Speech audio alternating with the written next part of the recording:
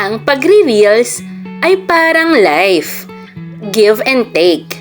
Kailangan nating magbigay para may bumalik din sa atin. Hindi man sa patala, pero ang pagbisita ay sapat na. Simpleng react at comment ay mahalaga. Ngunit ang panonood hanggang sa dulo nito ay jackpot na. Kaya sa mga katulad kong patuloy na lumalaban para sa mga mithiin, huwag tayong mag-asal talangka, bagkus magtulungan tayo para sa ikaaangat ng lahat at sa katuparan ng ating mga pangarap. Pangarap na makatulong sa pamilya at kapwa. Kaya't isa lang naman ang tiyak kong maipapangako.